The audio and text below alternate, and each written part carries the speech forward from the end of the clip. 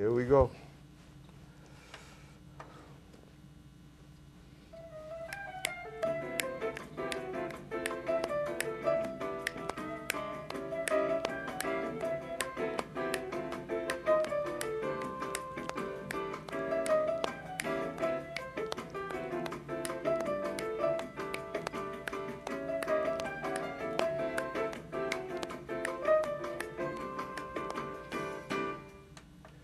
Good afternoon, everyone, and welcome to Topic Time with Harrison Young. It's Wednesday, March 8th. It's pretty nice out, and we're going to have some pretty nasty weather over the weekend, but I have to say, if we're going to have that kind of weather, at least it spared the show day, so we didn't have to worry about getting snowed out. And, of course, as usual, we are heating things up in here tonight with another awesome guest. This is Toivo Goldberg. He's a former musician. He's, I believe... Now, if he's going to tell me if I'm wrong or not, a former immigrant from Eastern Europe.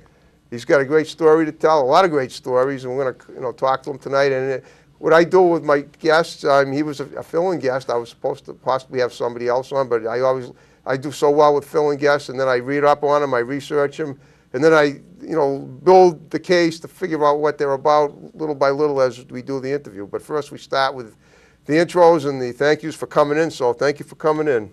I appreciate the opportunity to be here. Okay. I was noticing as we were talking that you have a really awesome voice. Now, you say have you ever been on the radio before? Yes. Okay. Could you talk about that? But not in the radio in the sense that I was a guest on a show, but behind the scenes in production. Oh, really? Okay. And in the sense that I used to do some commercials and radio commercials. Okay. Yeah. But you're also a musician too, or you were? I were. I don't touch the stuff. Don't touch the stuff anymore. And you owned a store up in Milford, New Hampshire. That was.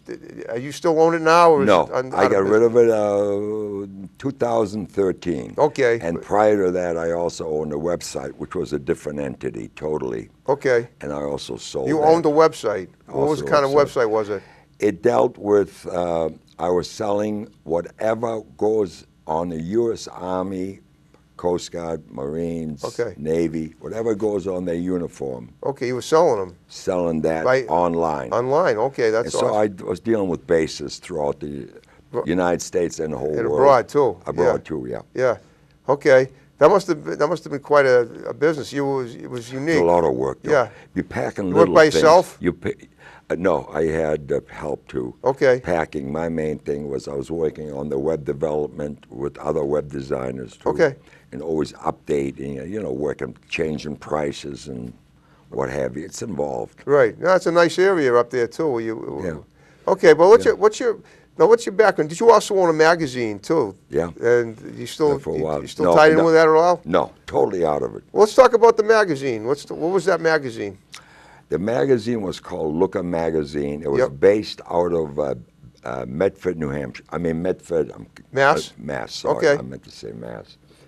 And it was, whatever was, it was geared towards, it was distributed throughout New England. Okay. And from Maine all the way to Rhode Island, Connecticut, and what have you. And it was a monthly. Right. And it dealt with the whole music scene. Okay. From jazz, country, the regular rock and roll. Sure. And even theater. Okay. Off-Broadway productions. Cool. That type of thing. Okay. And we dealt with that, and we in recording studios, what's going on in the different recording scene at that time. This was in the 80s. Right, wow. So you had the Cars and all those groups. Sure. Out at that time. Boston, too, hit it big. Well, did you cover any of their performances? Did you talk about? Well, I didn't. Did you do any interview? Did you do any interviews with the bands? I did a few, but I had other people that worked for me, reporters. Right, I understand. That worked for me and stuff. I only did about 2 interviews. One thing was with the Cars and the engineers. There was a studio on Newbury Street. Well, did you interview the band themselves? Yeah. Themselves? Wow. Some of them, yeah. Awesome. Yeah. Great band from starting in the 78. Well, it's like the 70s. Being in your shoes for a while, Right, exactly. Yeah. Well, I love what I do because the more prominent, prominent makes as prominent does. The more prominent people you have on, the more prominent you become. Yeah. Okay. But sometimes it doesn't become objective. It's very subjective because it depends on the personality of the person. Right. I'm not very good at tooting my own horn, just to go out there. Okay, my wife always tells me, why don't you got your own magazine? Why don't you put in there some of the other businesses you own that are related to the entertainment field? Well, we'll talk no, about I don't that want to here. do that. I don't want to do that. Well, you can do it in here. Yeah, well, it doesn't make any money now because I'm out of them now. You're out of it now, but Totally. you must have done pretty well with it during the years you were doing them, right? Doing well, Yeah. real well, and real bad. Okay, yeah, I mean, you're going to have hard times. It's the roller coaster. Roller coaster, yeah. And that's one of the reasons why finally, in the late 90s, I decided to get out of entertainment and music totally. Okay. It was too unstable. Really? Interesting. Okay. And then I got tired of being a babysitter. Babysitter for who? For different personnels. I also managed some different things, produced different shows. Oh, like what? Well, we did the last... TV shows? No, these are like an off-Broadway musical. Oh, okay. And this was like a Motown show. Sure. I had a couple of them. And it's a lot of work putting it together. Now you got to find the venue where they're going to perform. Yep. Things can go wrong. Did you do a lot of this stuff in New York? No. Boston. Boston? And Hartford. Okay. And Worcester. Just in the area. But I was trying to get it out. I was trying to get it either turn it into like a Atlantic City show. Wow. Steady gig, leave them there, or Vegas, you know. But there were too many problems involved with that, so we decided to stay in the area. Okay. And that was my goal. Whatever goal I had at that time, I achieved. Sure. Okay. My own goal, personal goal. Not financially so much I'm talking about. I'm talking about this is what I want to produce. I look at it. I like it. The finished product is right what I envision it. Okay. And I achieved my goal. And you paid the bills too, right? Yeah. Oh, yeah, paid the bills. That's important, yeah. Of course. But anything like that, it's like you talk to a lot of people, they're musicians or been musicians, even the ones that were way up high and they're making all this money for years, and you could meet them there sweeping the store. Right. That's how they start. Yeah. You never, yeah, but sometimes they could end up that way too. Well, okay, yeah, it depends on, right, everybody's, you know, Yeah. But you got to give it your all. You got to go, if you want it bad enough, that's, you're only Yeah, going to get exactly. it if you give it all you got. Exactly. And then some. And what is the price you want to pay for it? Well, don't sell your soul to the devil, but anything short of that. Yeah, I'd I would say. think, yeah. Okay, you ever done any acting? Once, What'd you do? What was that? some, Was it a film, Was it- TV show? it's called, no, it was a movie. Film. This was quite a ways back in the 60s and 70s. They used to have a studio down in Miami called Ivan Tours. Okay, Ivan I've heard of Tours it. used to do Flipper and all that stuff Oh, too. yeah, yeah. Yeah. And they had what was it, Wild in the Streets or some kind of movie, and I did a bit part in there and a couple of speaking parts. Oh, cool. Wild yeah. in the Streets? Yeah, something like that. I'm not 100% sure, or something like that. Okay. Yeah, if you saw this movie and you say, I know, if you saw me now, you still recognize me, even though I was only like 25. Well, you have that kind of look that looks like, you know, you're somebody that's a lot of people know. Yeah, but you're right. So Yeah, that's a good way to. That's good. Yeah. As long as you're not. As long And as then they you're not wanted me to bad. come. Then they wanted me to. They would have given me. I would have gotten a lot of parts as the bad German guy, Okay. the bad German lieutenant with the uniform on. Those parts, like in war movies. Wow. Well, speaking of that, now you grew up. Now talk about where you grew up. I do this with all my guests. I always ask about their childhood because, and you have a rich one, or well, put it this way, you have a one that you needed a thick skin for. So I guess in that sense, it's a rich one. But let's talk about that. What was that like? Where did you grow up, and what was life like as you were a kid? And you can talk about whatever. You can elaborate as much as you want or as little as you want. I know it might have been unpleasant in some ways because it was during the war, during the years when Hitler was in power, and I think you were affected by that. Oh yeah. So did you grow up in Germany? Yeah. Okay. Well, I was born in the city. It's called Poznan. That's the Polish name for it. Okay. Germans call it Posen. Okay. That was a section that has always been contested between the Poles and the Germans. They always contested it Oh, I see. throughout history. Yep. And Interesting. what I ended never up knew happening, that. so when Hitler invaded Poland, prior to World War One. It was. World War II, you mean, don't you? I mean, no. Prior to World War One, it was part of Germany. Oh, I see. Germany lost the war, World War One. Right. So that part was ceded back to Poland. Okay. So when Hitler invaded Poland, he grabbed this and put it into the into Greater Germany. Okay. That's Germany now.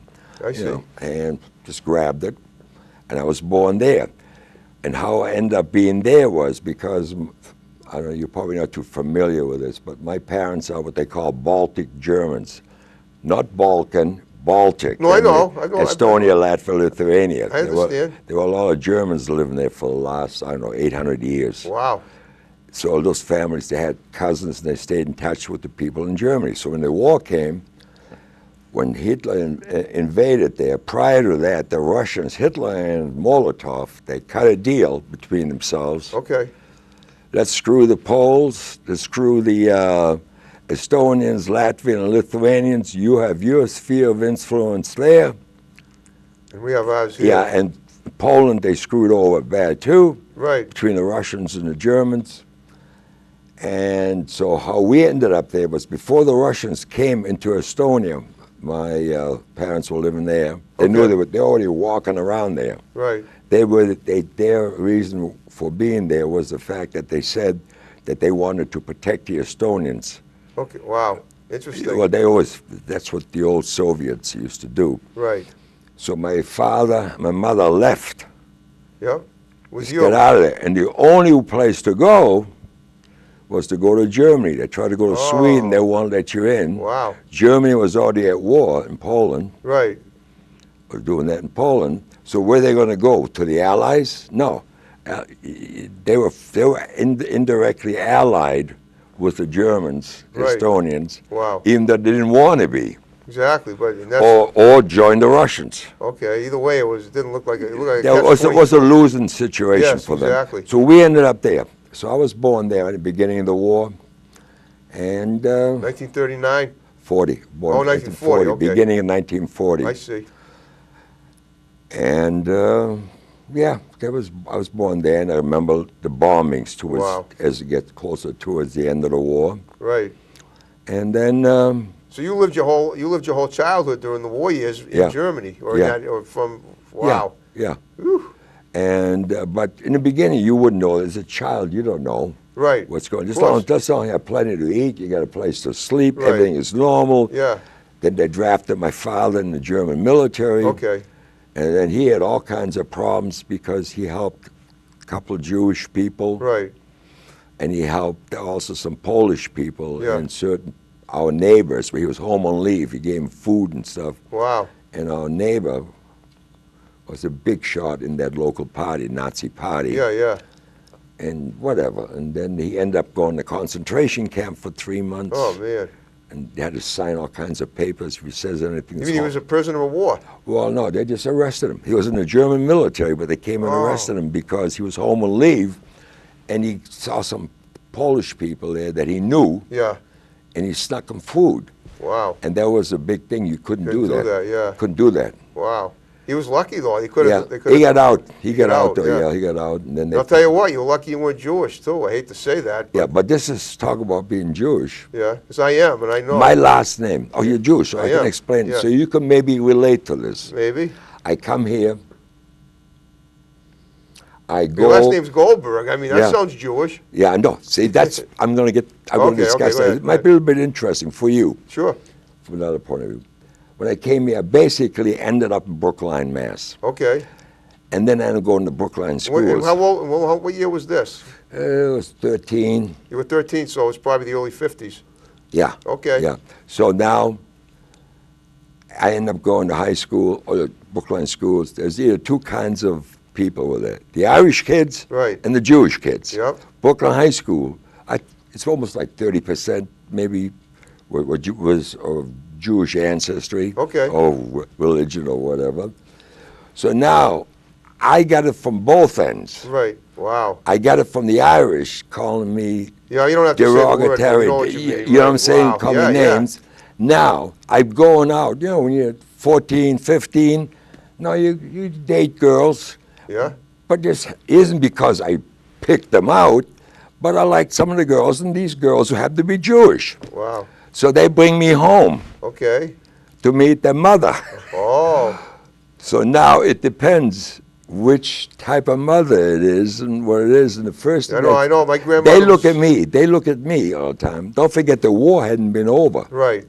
So I, at that time, looked like a real stereotypical German. Wow. And they look at me and says, so what's your name? Goldberg, you know. Okay. You get what I'm saying? So I get the discrimination. Did you change your name to Goldberg? Just No. Oh, okay. I just did my whole DNA. Oh, wow. Cool. I did my whole DNA. DNA. Yeah, found your history out. Always, and my family history too. And believe it or not, we're up way down to 1,214.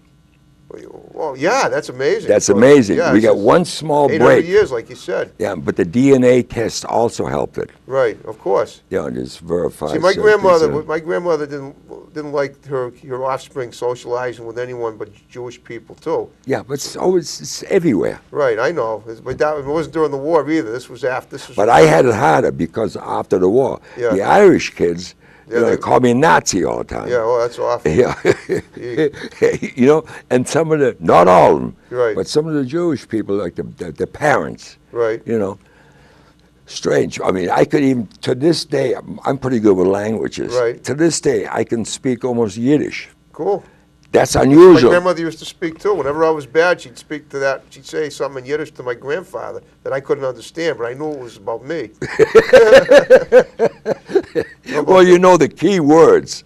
Well, I used to. I forgot them. I didn't. I was not bar mitzvah. I still remember them. I was never bar mitzvah. None of my immediate family was. Some people, cousins were, but not us. We weren't raised like that. But but believe me, I mean, I know what it's like having. I had both. My grandparents on my mother's side were I guess it's not Orthodox Jews, but they were practicing Jews. Mm-hmm. And my father's side, they were atheists all the way. Yeah. So you were that tight. We were agnostic, but the thing is, my father's side, the funny thing is that his grandmother came over his great grandfather came over from Russia in like the 1800s because his mother was such a pusher of the Jewish faith on him. He couldn't take it. He said, "I can't take this anymore. He didn't come here to find gold in the streets. He just came here to get away from his old lady." Left her there? What's that? And left her there? Yeah, I guess he did. He must have. Yeah, we left her there. Yeah, he must have. I think she was okay. I think she sounded like a pretty feisty old broad. Right. From the story stories I hear. So. But getting back to the point I was making, because when I came here, that I noticed, because people don't realize it, how tainted people are with this racism thing. Oh, I know. No, they are. I don't care what they say. I'm a firm believer myself. It's in every one of us. Right. You always want to consider yourself better than them. Well. No, you want, as a person, I'm saying. Oh, as a person. Yeah, that's in there. Right. You're smarter than them. You're better than them. Or you can outthink them. Most people, not all people think that way. If you're self-aware, you know what the real score is. Oh, yeah, obviously. absolutely. But a lot of people think that. And that's been forever. But I was really surprised at the hypocrisy. Yeah. What this country always stood for, and it's made up of immigrants. Right. From everywhere. Right. Not just white people. I'm talking about Asians too, and indigenous people. Yeah. Well, of course, now with the new president, calling the shots about keeping the immigrants away because of fear of terrorism. A lot of now the country's never been more divided on that issue. But it's been there. It was just not talked about. Right, but now it's a major thing because. Oh yeah, it's in the open. Right. They're coming right out of the woodwork. Exactly. Even my own family, and it just upsets me a lot. Like my father was a refugee 3 times. Wow. Technically, I was a refugee from Posen. When the war ended, when the Russians were coming in, there were 6 million people that were displaced. Yes. From that part, East Prussia, and that part of Poland, part of Czechoslovakia, and Romania. They were all Germans living there for centuries. Right. And they were all displaced. So I was a refugee there too. And then we moved to Western Germany, my mother and I, before the war ended. Right. And the constant, the people were getting bombed and napalmed and everything else on the trains, trying to get away and walking, you know. Like Dresden? Like Dresden type of thing, you know. So how did you end up defecting to the U.S. to finally? And immigrant. My father and my mother. My mother was, unfortunately, I made peace with her when I was 40 years old. I wouldn't talk to her after the age of 8. Wow. Wouldn't talk to her at all. I'll ask why, cut but off. It's up to you to tell me if you want. No, I can tell you because Okay. it's all about war. It happened. I'm not the only one. It happens to a lot of people. Right. So my mother, they had a big falling out. My mother, my father, and she did a couple of very negative things that involved my future too. Oh, wow. And because of that, and at that young age, I knew what's right and what's wrong. Okay. And then I says, I want nothing to do with her. My father got full custody, Yep. no visitation rights for my mother, Wow. nothing. And he always wanted to come to the United States. Oh, okay. And then he emigrated here, They brought you. brought me. Okay. And then my mother stayed there. Okay. And my father was very highly educated, different degrees. Cool. He died poor. Oh, wow. And my mother had no higher education, but an entrepreneur, and she died a millionaires in Germany. It just goes to show you. It's just the Yeah, that is unbelievable. But you know what they always say, I'm sure. I always say everything happens for a reason, but Yeah. yeah. But what happens is it's always the people, the first generation of immigrants that are born here. Those are fine. But the first ones that come here, they got it the hardest. And it's always the first generation born here Okay. that's always better off. And hopefully better and better and better. Hopefully. That's the American dream. That's why the parents come here originally Yep. and have their kids here. Right. Or they take them with them, and hopefully those kids are better off. Well, it looks like you've done pretty well for yourself. I mean, after the stuff you went through in Brookline, and Yeah. Oh, yeah, but still are different weird things. Right. And then I think about it. My wife asked me sometimes, she asked me, oh, yeah, and other people, you have a pretty interesting life. Totally. Interesting? To me, it's boring. Well, You know, well, that's why you're here, so you're spicing it up. Yeah, you have a hard time. I could spice it up, but I try not to. You don't need to. I'm saying you're pump it up. a There's colorful nothing- guy. You got plenty. What you have to. You're plenty spicy as it is. I remember. I meant that in kind of in an objective way. Now, how does it? So how did this end up? How did you end up? You came to the United States. You lived in Brookline, and then what did you do first after that in terms of like entrepreneurship? Did you own it? I mean, that's Army Navy store. There's so many others that came way later. All right, so I was what'd out you in my do? 50s then. So what did you do when you like after you grew up? Well, I had one big problem. Yeah. The school system in Europe, still this day, not all countries in Europe, but most of them. Yeah. Keep in mind, I came out of a war situation. Right. Hunger. Afterwards, too, people, see, when I'm sure those kids in Iraq and Syria and Of all course. those kids, they look at life totally different than the average American Oh, kid absolutely. who's interested in playing games all day. You know. No, it's a different story. Of course it is. So now when I came here, I had that problem. Plus, at the end of the war, it was about a couple of months before the end of the war, what happened to me was that we were getting on a train. It's Yep. that early in the morning, daytime, and then I remember the planes, there's planes I could see, we all get in the train. If you can picture those refugee trains, Right. Oh, yeah. they people must with have been kids packed. and suitcases. Yeah. They're packed and they're sitting on top of the train, Oh, people. right. Yeah. You know, it's I've probably seen, like, I've seen photos yeah, of that. Yeah. it's like 7 o'clock, but a sunny winter morning, like January morning, Still cold. 45. Yeah. Oh, it's freezing. Yeah. All of a sudden, the planes come, and they were P-51 Mustangs. Okay. You could tell they were painted this mustard-looking color, yellow that some of them used, Army Air Corps at that Right. time. Of course, they started strafing all the people and bombing everybody. Yeah. Wow. And everybody's blowing up, and I'm in the middle of this. Yeah. Wow. Now, I blocked a lot of that out. Yeah. Because of that, because all I remember is some arm lying there and body parts and people smoking they used napalm already, Oh, or man. white phosphorus. Yeah. So Wow. once you get the people, you get something on you, it just keeps burning right Burning you through. through, You wow. can't stop it. So when you get that, as a kid, you don't really know what's really happening, but you know it's bad. Yeah. Of course. So I blocked that all out. But the Right. result was I was in trauma till I was 8 years old. Yeah. 8. I was 5 then, and 8 years old, real bad. Yeah. I couldn't even speak. Wow. Couldn't speak. And all I could do is stutter. Yeah. I started stuttering. I remember that, and always put my foot down. No, I have to go to school. Right. Kids are cruel. Of course. In those days, they didn't have special needs kids or anything else. They Yeah. put you all in the same sink or swim, the same class. Of course. So I had to deal with that. So I had a different attitude. But I got out of that. Then I came over here. I wasn't stuttering anymore. But the entrepreneur thing, I started right off in the beginning. I'd say, well, how can I put this? I want to make it simple. I don't want to babble on. Just between a few years, many things happened. Of course. I rebelled when I first came here. Okay. Because my grades were high over there. Right. They start the year, that time they were still doing it. The year starts in April. Okay. Over there. Okay. School year, you mean? School year. Okay.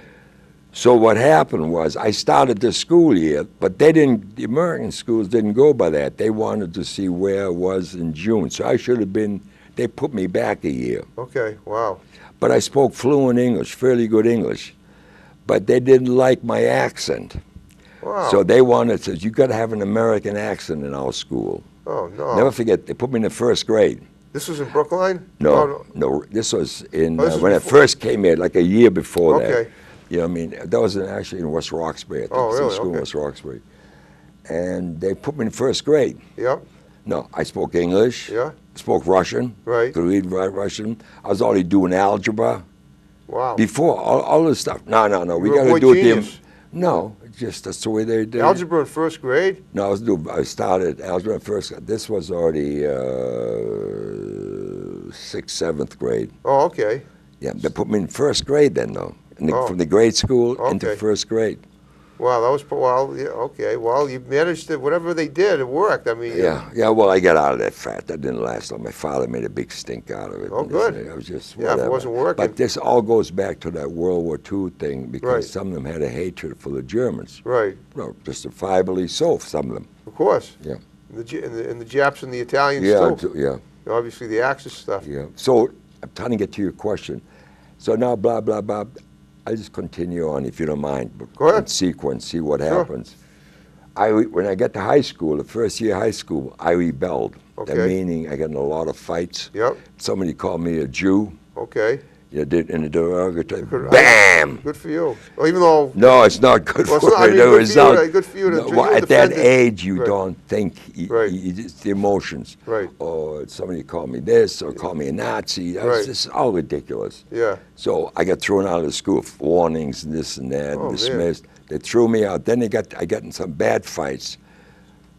After you got thrown out? Yeah, when they let me back in again. Then Oh, I got wow. a big, huge fist fight. Wow. But I beat them all. But I was the smallest guy. I don't know what I weighed. I wasn't a big guy like American kids. Well, it seemed big to me. You look know, big the now. food. No, well, yeah. I get older. You know, I lived here a long time. Okay, yeah. Yeah, a lot of people get smaller when they get older. I know. I should be. No, but you No, it's probably the medication I'm taking. Oh, steroids? No. No, never know because- that's the sweater. Yeah, Oh, that's okay, why I look the big. Yeah. Wait, you look like did you ever do any boxing or anything? And No, like, just martial arts. martial arts? Yeah, What'd you I do did for the martial arts? Karate. Cool. Yeah. Would you Shotokan, get a black karate. belt? No, I would have had my black belt, but I didn't test out for it. A brown belt, all the Brown different belt, that's ranks, pretty yeah. good. Yeah, but it is a Japanese style. But anyways, so now I went to work on a ship. Okay, On a ship, I was 16 years old. okay, You got to learn the hard way, my father said. sure. So he got me a job on a Swedish ship. Swedish ship, was it in Sweden? No, it was out of New York. Out of and New York, I okay. traveled all over. I see. Mediterranean and Cool. all that stuff. And What'd then you I do came- on that boat, or the ship? Started off, well, you have no experience, so you start off working in the kitchen, what they call a mess boy. Okay, And they had one dining room for the officers of the ship, the other Okay. one's for the regular crew. So I had to get up early in the morning, like 4:30 in the morning, yeah, and help to cook, Wow. get the breakfast ready, and then put all the plates out and all that stuff. Make sure everything's ready on the tables with Cool. water and whatever else. wow, And then wash the dishes afterwards. yeah. Huh. Started like that. But anyways, that goes then. Entrepreneur, I started when I was about 20 years old. And how that happened, there was a guy named Miles Corner. Yeah, you told me about that. He's the guy that says he stole the art. Well, yeah, that's what they claim. Okay.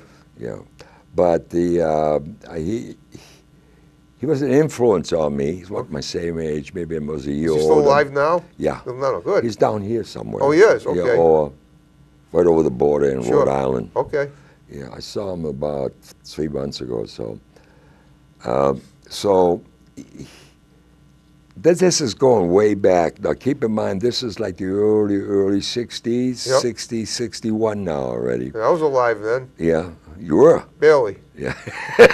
So you made it. Oh, yeah. That's what counts. I'm 4 years younger than you. So I started promoting record hops. Okay. What they call record hops. Oh, yeah, I know what those are. And they used different DJs, such as there was a guy named Arnie Ginsberg. I know Arnie. My father was a DJ. My father was on the radio. He knew him too. Yeah. Arnie Woo Ginsberg. Yeah. Sure. So I used to promote these record hops all over Salisbury Beach, Quincy, wherever I could. Yeah. And then used it as fundraisers to do, whatever the proceeds go. They do all the advertising. They pay for the hall. Okay. And then they get a certain amount of it. They got to do the advertising, and then they get a certain amount of what we collected at the door. Okay. Wow. Yeah, just started at 20, and that worked pretty good. But then I noticed this guy, Miles Corner, used to get all the girls in his band. Okay. Now, you were single then, right? No, I was married already now. Oh, you were? That's another long story, but we don't have enough time to go into it. It's not okay. not that important. A lot of people go through stupid stuff in their life. Oh, I know. We all do. We all do, right? Yeah. So we all do. So, but now I saw that he was getting all the girls. He's in the band. Right. Not me. He's getting it all. Okay. But the attention from the girls. Because that marriage didn't work out, then I was single again very shortly thereafter. Okay. I got to be one of those musicians in the band. Right. So I started learning some stuff from him. Right. Playing guitar a little bit and then playing bass guitar. Right. And the opportunity came. I got the job with his band, but he was only making money, plus doing the freebies. They used to have a place called The Surf in Nantasket. Okay, I know what that is. Yeah, we used to work opposite. Paragon Park? Yeah, right near there, yeah. Okay. Yeah, it was The Surf. And Arnie Ginsberg used to put on those shows. Okay, yep. So, that's when I worked with a lot of these people, like Roy Orbison, the Beach Boys, all of them, Jan and Dean. Wow, you worked with all those people? Oh, you name Gene Pitney, all of them. Wow. And then he used to put on these the big Jamies? shows. No.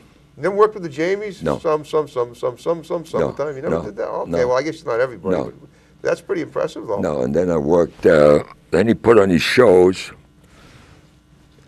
So I was playing, but in those days, once you started doing club work and other stuff, fairs and stuff like that, you were working all the time. You were making a better living as a musician then. Right. In comparison to somebody who's working at a bank or working a regular job Of course. in a factory. You were making more as a musician. Well, naturally. And there was more work. Yeah, that's wonderful. So it was different, and that's how I started being an entrepreneur from that angle. Okay.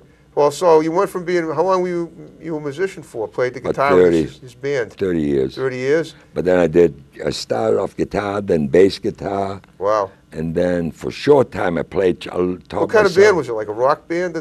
Rock at that time. Cool. And then an R&B band too. R&B, rhythm and blues. Yeah, rhythm and blues Wow. for that time. With Miles too for the rhythm and yes. blues? Wow. Yeah. And Cool. then we just added horns and changed and made the material different.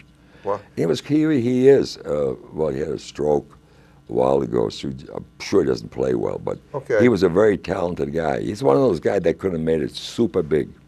Okay.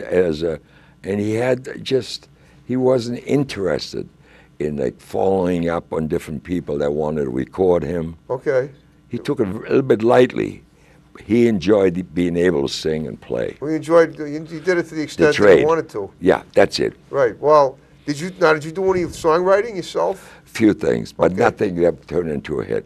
Okay. There's a lot of useless paper written here and there, copyrighted. It's not useless. It's something you enjoyed doing, so you did it, and you created it. Yeah. You were creative, and that's but I did important. producing. I managed groups too, different groups. Any ones I might have heard of? Nah. Okay. No, I don't think so. But And then bands I played with the Duchess around this area, out of Miami too. I lived in Miami for quite a while. Yeah, you were telling me that because you were in a film down there. So Yeah, that too. And then as a group, a couple of groups. There was one group. Well, at that time now I was married, had a kid, young kid, and somebody needed to play organ and piano for this band. Well, I was not an organ player or piano player. As a kid, when I lived in Germany, my father gave me piano lessons. Oh, he did? But that was just as a kid. So it doesn't mean I can play professionally, in a band. So this is the days of the Peppermint Lounge. You remember the Peppermint Lounge? I've heard of it. Yeah, there were two of them. One was in New York and one was in Miami. That was the hardest club scene in the 60s. Oh, cool. Okay. Mid 60s now. So what ended up happening was this group was from California, was booked in there. I played there a few times, quite a few times. California too? No, just the one in Miami. Miami, okay. The Peppermint Lounge. I played other places too. Right. But another band was playing there a year later or something. I was doing something else. And they needed a keyboard player, meaning playing organ, piano. Right. I'm not really a keyboard player. Well, no, you can fake it. What do you mean you can fake it? So I tried it. They loved me. There you go. That was weird because their songs they were playing was very simple. You lucked out. I lucked out. And the money was good. Now, this was 1967. They were paying me 50 years ago. Yeah, $300 a week. That's big money in those days. I know. Huh? I remember 67. Yeah, that was big was money. Second grade at the time. Yeah, see? So that group didn't offer me, well, we got a Warner Brothers. They signed us, and we got the songs already written. We're going to go to L.A. now. Okay. But we're going to practice and get the band real tight, and then we're going to record. Okay. I says, we want you to come with us. He says, okay, what am I going to do there? How long are you going to practice? I figured maybe a month. Okay, wow. Well, 6 months, we're going to get it real tight. Wow. And good, and then we'll record.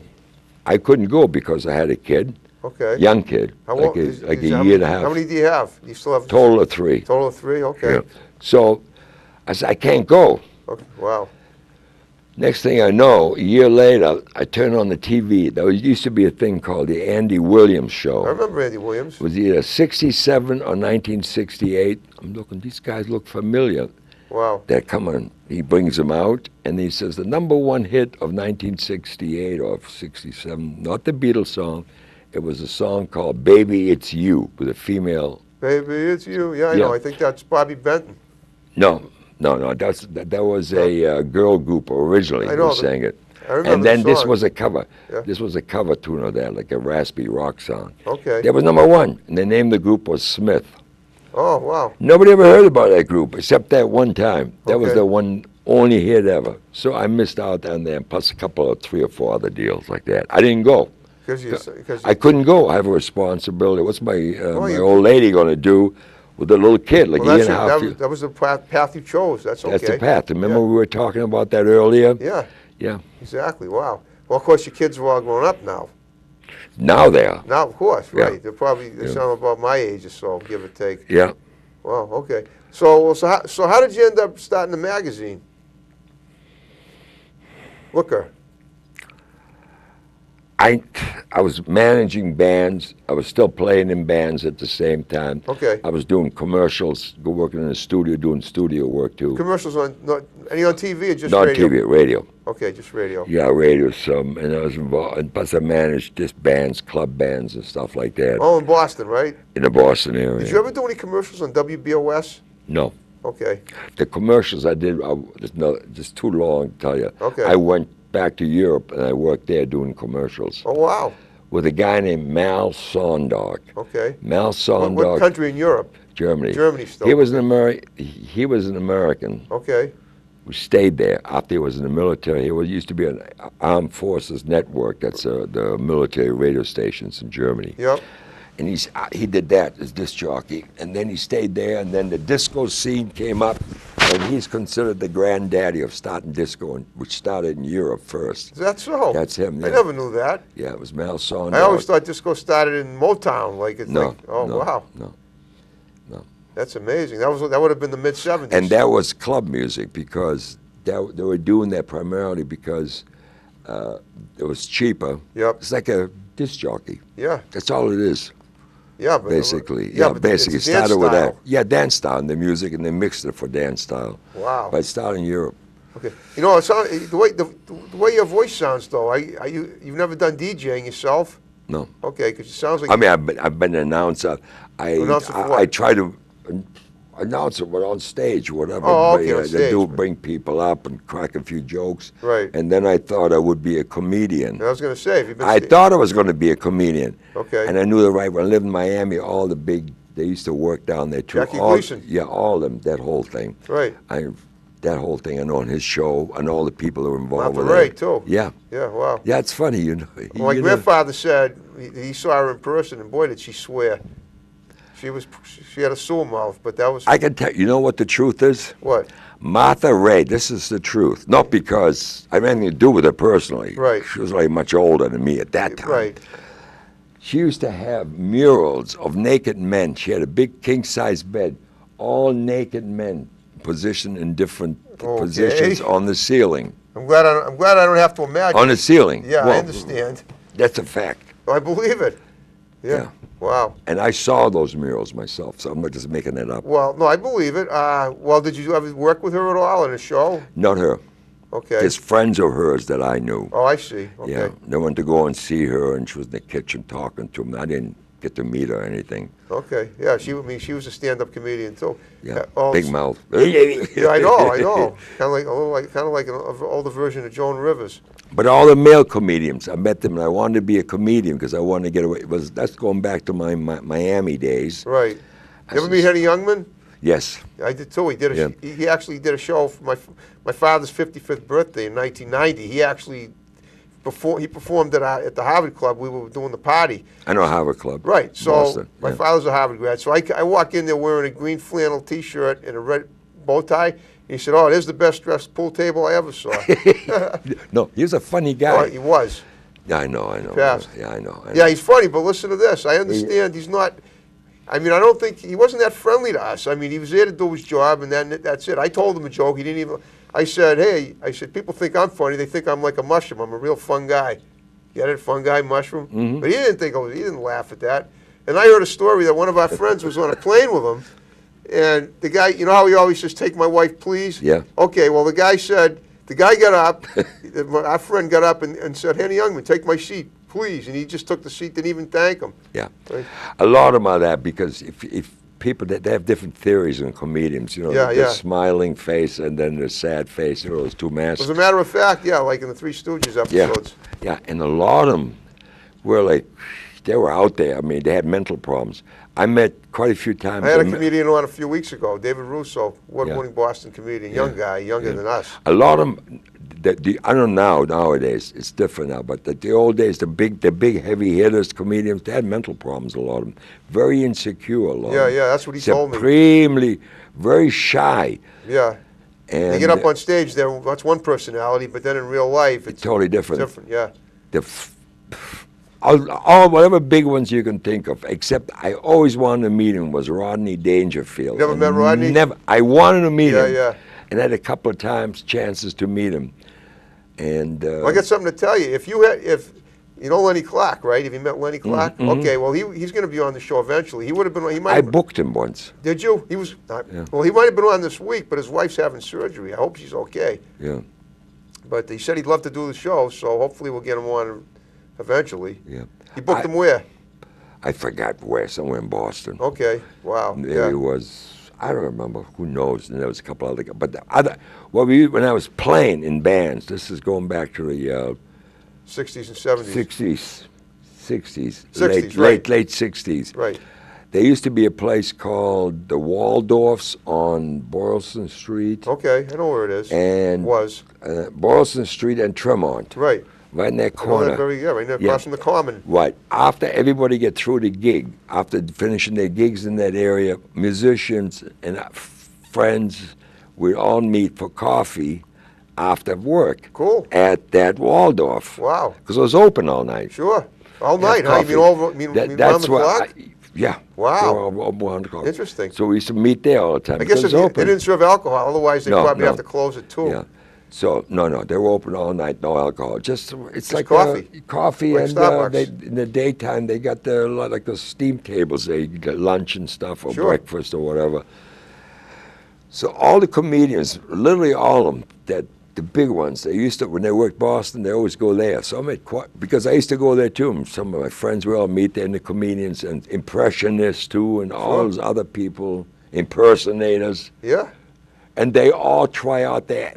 Oh, I wrote this out. This is my new part. How do you like this? And they would critique each other. That's awesome. That's why I saw Jay Leno and all those people. Wow. Jay Leno was just breaking in. Yeah. From Andover. Yeah. Wow.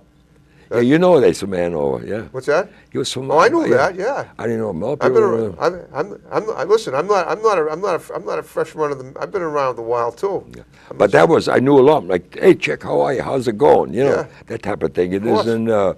We hung around in the daytime, but always after a gig, they were always there.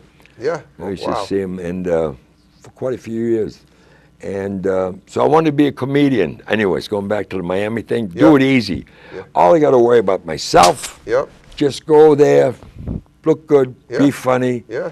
So a couple of friends of mine that were comedians to help me write, put an act together. Okay. So my first, I lived in North Miami Beach. That's Right. where I lived. And my first gig was in West Palm Beach. Wow. And it was a strip club. Okay. So so it's a strip club. So it's a strip So club. you go in there and you bring out the girls. Here's, you know. Except I got to ask you, how was it? You were going to do like stand up at a strip club? Yeah. Really? And I mean, I didn't think they mixed. I thought that. No, because they start you off. What happens? That's the easy way of getting in. Oh yeah. So what you are is you're the MC. Yep. Now you introduce them all, and you put comedy in there with it. Interesting. Little bits and pieces. Never heard of that idea. Yeah, but that's how the alarm did it. Cool. And it's more with more personality instead of some guy in the booth saying, "Yeah, bring up Lady Bottomworth or whatever her name is. You know, big hand for her or whatever." Yep. No. You give them the act. You know, you talk a little bit. And that's how I did that. They loved me because I didn't have to be up all by myself. I only did like a 3, 4, 5 minute tops monologue, and then the girls comes out, they take care of it. Yeah. And then they go off. They tell them to go off again. You know, I mean, okay, give a big round of applause and all this stuff. Wow.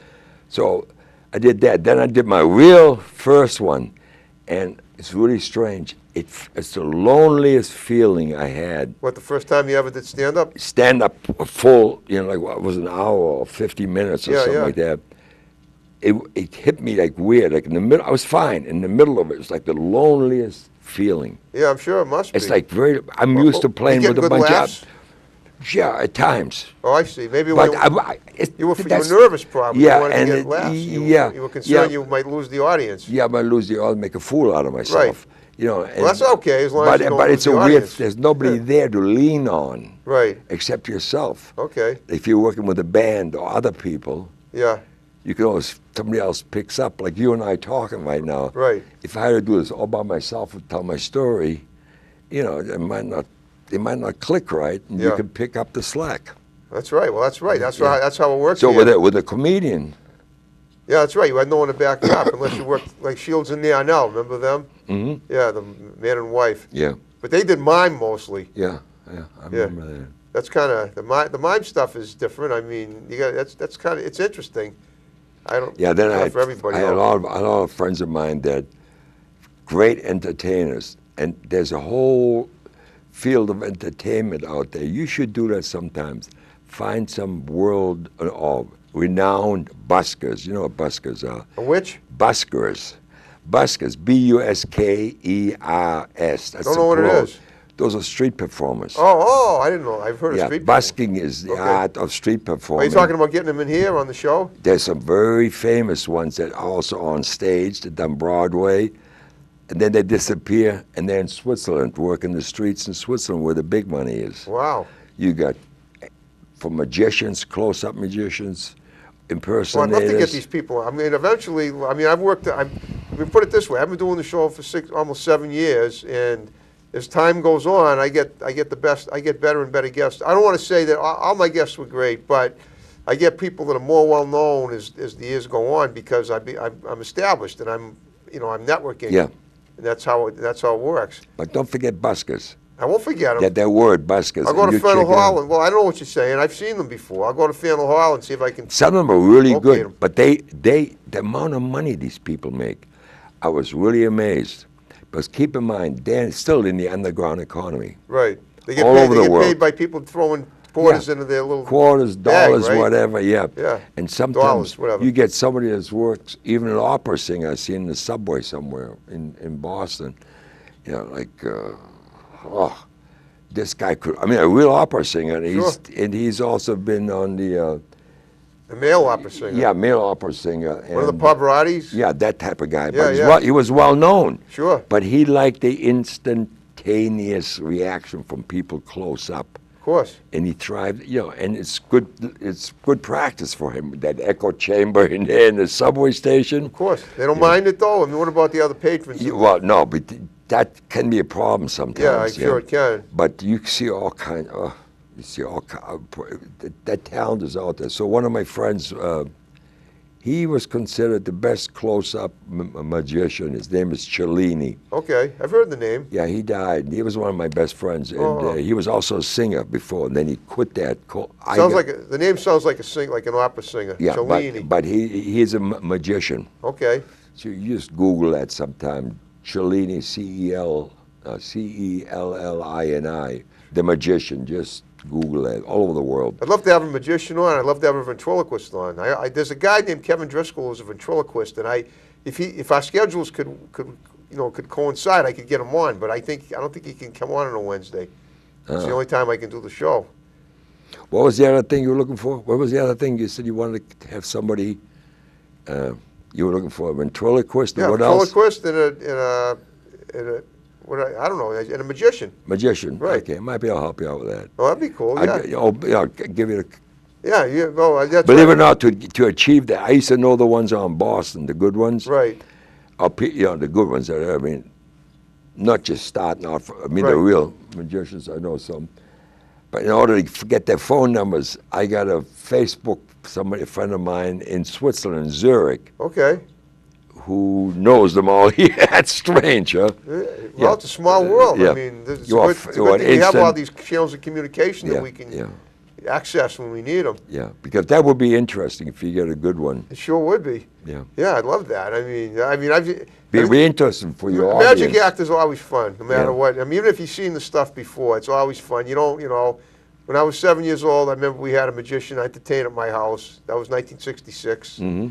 And he was Tommy Atwood. He was from our area. I don't know if he still performs now. I don't know the name. No, he's in Brockton. That's where I live. Yeah. But, so, I mean, it's always fun to see a magician do his stuff. And it would be interesting because he'd perform a little bit, but I'd also interview him and find out how he became, and that would be wild. Or even maybe an organ grinder, some guy with a monkey on his shoulder playing the organ. You know something? Every time when I think somebody is like telling me this kind of a story, the baloney story, or he's a little bit not all there, then I go, there you go. You know what I mean. Yeah. Now, there used to be a guy in Boston had the, what's that, cappuccino? Not the cappuccino. What's that monkey called? Not cappuccino, it's a coffee. The organ grinder. Yeah, the organ grinder monkey. Right. There used to be one in Boston. Yeah, I'm sure there were probably a lot of them. Yeah, it was an old Italian guy out of the North End, and he had this thing, must have been from the 1700s. Right. Harpsichord probably. I don't know what it was, but I haven't seen anybody like that since then. And how long ago was this? 60s. Oh, the 60s, okay. Wow. Yeah. Maybe in the 70s, I don't know. The real Italian flavor in the North End. You can't get any more Italian than an organ grinder with a monkey. Yeah. But, so let me ask you, what do you do now? Basically, you're retired. Do you do any entertaining at all? No. It happened to this. I'm not too far. Where's Norwell? Norwell's in the South Shore. It's Norwell is sort of halfway between it's not too far from Hingham, Situate. Okay. Yeah. In fact, I'm heading for Hanover even. I'm heading for there after I leave here tonight. I go shopping at this health food store down there. So they asked me if I do any more entertainment or what's in Norwell? No, that was just funny because I thought it was down here, but it isn't Norwell. No, this isn't really near Norwell. That was my last professional gig that I did playing music. Cool. And I finished on a Sunday night. Yep. I got paid, and we were done with that gig. That's all she wrote. Monday night, all my equipment was sold. My whole PA system, lighting systems. I had 3 or 4 keyboards that I sold, synthesizer. Monday night, it was all gone, and I haven't touched it. How long ago was this? This is A lot of years ago. 40 years ago, you think? 80. Oh, the 80, oh, 19, oh, wow. Yeah. Interesting. So, yeah, but you're having a pretty good life now. You're retired. Oh, yeah, now I don't worry about the money. Life's been good to me. I got blessed. Do you have any really feel blessed. grandchildren? Yeah, Good and I for have you. a great-grand. Great-grandchildren, yeah. Yeah, that's I have 2 great-grandchildren. That's wonderful. A boy and a girl. Any of your family, any of your offsprings doing anything like you're doing it? My son is Yeah? doing it, yeah, but he's in Kansas City. Okay. He's out there, and he's a drummer. Oh, good, in a band himself? Yeah, Oh, in a cool. band himself, yeah. And I don't get involved because you know how parents are. Yeah, I know. My you opinion. don't want to be too opinion. Yeah, Yeah, I don't want to be live his opinion. life But and- he's got to blossom himself, find his own. Of course. Because sometimes that. You don't know when to pull the strings and let go. Yeah, you gotta let go. Right, I understand. Yeah, in the beginning you nurture it, Right. and then you gotta let him go. Well, guess what? That's the amount of time we have left. See the timer up Yeah. there? Wow. Yeah, we made the hour go by. So what I'm going to It's ask fast. you. Yeah, I know. Our topic time always just goes by fast because we have a blast here. So what I'm going to ask you to do in the time remaining is give a few shouts out, condense them to people that you know are going to see this. A lot of people are going to see this show. You know what I'm saying? Like say your wife, your kids, whatever. If your son in Kansas City will see it. It's on YouTube. Oh no, I'm going to put it on my Facebook page. Oh, too, it'll be on your Facebook and then I'm page. going to share it. That's perfect. Yeah, and your name is easy to remember. Yeah, it is. It's easy to remember. pronounce too. Yeah. Unlike yours, until you do it a few times. Yeah, well, you still won't get it right. Isn't that funny? It's the T-O-I should be toy. Like a toy, T-O-I. Yeah, I probably mispronounced it. Toivo or something. Toivo, okay. Yeah, you're backwards. But that's normal. That's why you go by Chick, right? Yeah. Okay. I got stuck with that name. What name? Toivo? Chick. Chick? Well, that's not a bad name. No, it's like a name like those, whatever, trombone player from those big bands Yeah, in like Chick 1940. Yeah. Oh, for Chick Corea, right? Right, yeah. So It's a different thing right now, yeah. Well, I hope you had a good time here. Yeah, well, it's been pleasant, and it was, well, I got to meet you. You got to meet me, Yeah. and and I love how Facebook works. I needed a guest. I get almost 2,000 friends now on Facebook, and you were there. I reach out to people all the time. I know what happens with Facebook. Is it 4,000 or 5,000? 5,000 is the limit. Is a limit. I'm not even close to that. But I'm close to it. I don't know Yeah, you what got to. a lot. You got like almost. You got over 4. You got close to 40, like 4,900. Yeah, something like that. Jeez. Yeah, I'm close. What do I do then? What's the answer? Well, I don't know. I've been asking people. I sit on the treasure and worship it. That's pretty impressive. That's why I'm so happy that I got you, because so many people are going to see the show. Also, like you said, anybody that you know that is entertainment Goes without saying. I know. You have send them my way, because I Yeah. love it. Because a lot of my shows, a lot of my guests come word of mouth. Do you remember a group called the Platters? Of course. A friend of mine, I used to manage him. Yeah, but no, that's another story. We don't have time. Yeah.